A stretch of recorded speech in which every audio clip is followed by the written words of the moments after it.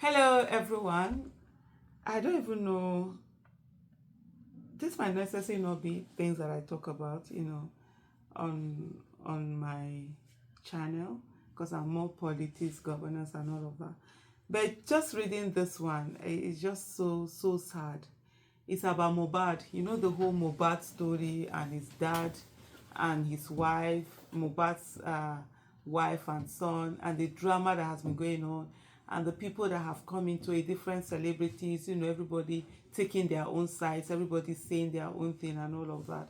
And constantly, you just see almost like no rest for at least the main players in the family and all of that since this whole thing happened.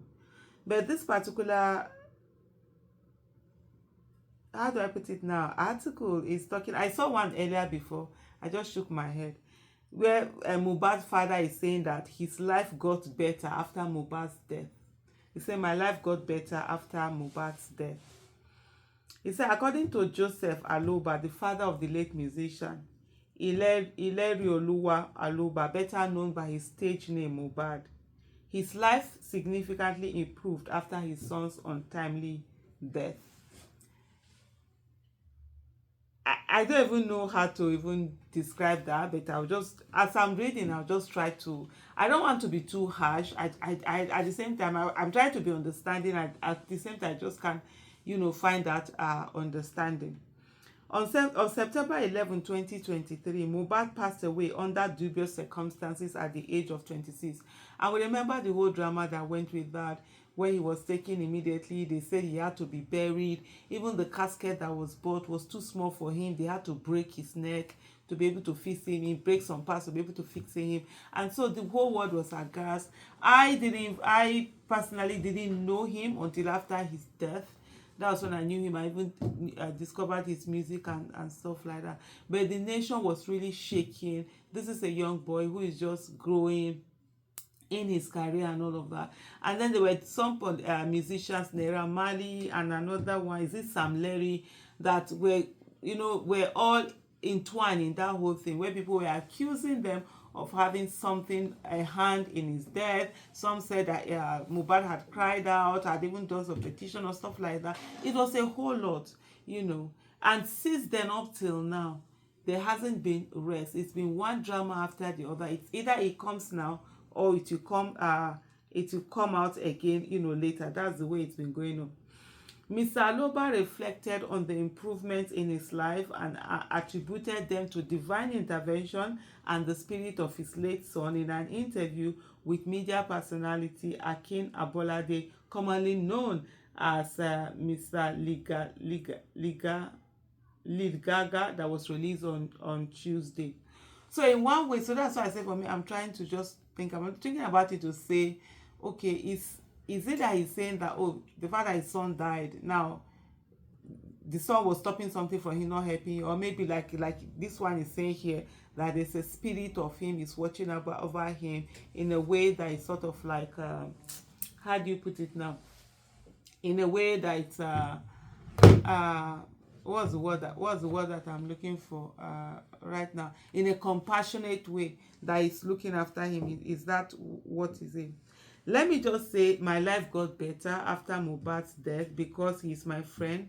He had it in plan to do many things for me, but it didn't allow him to do them. After his death, it was the spirit of Mohbad and that of God combined together that began to send people to assist me, he said. So, okay, he's still acknowledging the fact that it is his son, in spirit, that is still helping him and stuff like that. But by and large, is the fact that I'm better off than my son died. That's the vibe that I'm getting, a lot of people are getting, and that's the vibe. And so people are quite saddened by that whole thing. And then this whole thing where people feel that uh, somebody is stopping somebody from helping somebody. You see these young people, they are starting life, and sometimes it's a big problem, especially where you come from a house where uh, it's not well to do, and then there's only one person who is standing and everybody's expectation is on you, and you have to carry the burden of the family. It's not an easy burden. It's a very tough burden. And for me, that was one of the things that I promised myself. I will never pass those burdens to my children.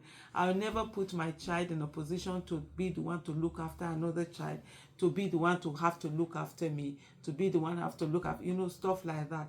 And so when they see this thing, oh, he's a musician, he's doing, they don't look at the whole expenses that he also has, the liability in his life, the things that he has, to achieve, the things he has to do. People just see, oh, money is coming in. They don't see where this money is, are going up. And you see people having this anger, unjustified anger, thinking, oh, they are not helping, it's the wife. And the moment somebody has money, the wife is a bad wife. That one is normal. The only way you can be called a good wife in the Nigerian context is you're either living in an abusive relationship where your husband is using you to test a ring, boxing every day, or you are living with your husband, a man that is very poor, he cannot even afford to feed, maybe you're the one feeding him, and then they say, oh, she's such a good wife. Now suffer, you do suffer. So as a child, I decided, I used to say to the child, I don't want to be a good wife. I don't want to, because I saw all the people they called good wife around me were people who were suffering, either suffering, the man married, or being in abusive, relationship. And the one they were calling bad wives were the women who were doing something for themselves. Either their husbands were rich, or they themselves were rich, or they had money, or they were working, but they had something. And I was like, no, I don't want your version of good wife. I want that version of bad wife. Let me be the bad wife. Be say whatever you want to say, because nobody stops anybody from helping you or whatever. Aloba also spoke about the challenges his late son Mohbad faced before his death, emphasizing how his plans were frequently obstructed. He accused Mohbad's wife, Wunmi, and her family of controlling much of the singer's property. They have possession of all the landed property, even the land he bought for me to build a church. I had to pressure him to buy it and mold blocks for construction.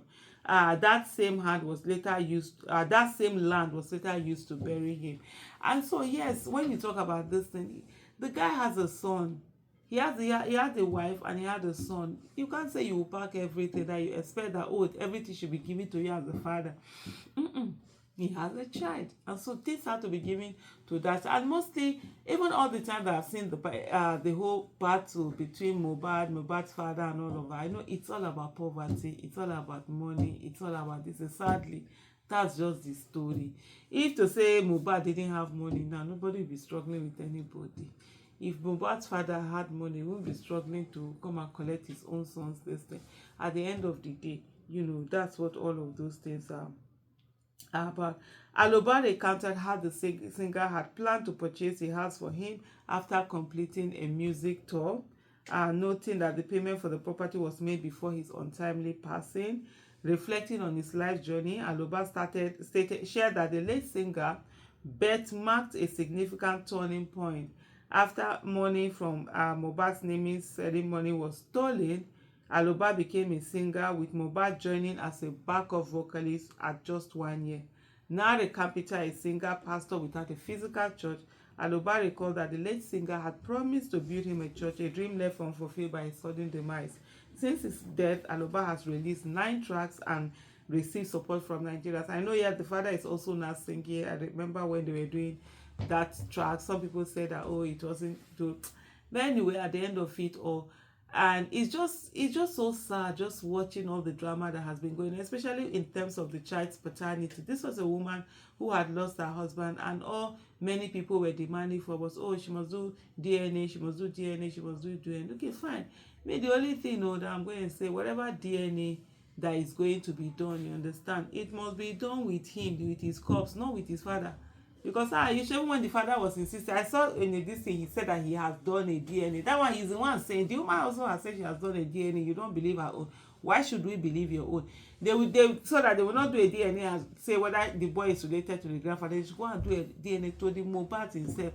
And they got samples for him. Hopefully they have those samples that they've kept. They've exhumed him before. They can also get that too, so that she must insist that her sample is directly to that of her husband, of her late husband. There was even quite I think there was something that I read about an article of someone who has gone to do a DNA on his grandchildren. You understand? I don't know what's his business. It's not your children and whatever. He did a DNA on his grandchildren, and they weren't related. So DNA showed they weren't related, and then he came to meet his son and whatever. Your wife has been cheating on you. She must go. She must do this. She must do that. And the wife's like, no, these are his children. But guess what? At the end of the day, his son was not his son. The woman that this thing, the husband was her children. He that he is doing sabi, going to do DNA for grandchildren, say they are not related to me. It turned out even that his son was not his son. Thank you for watching.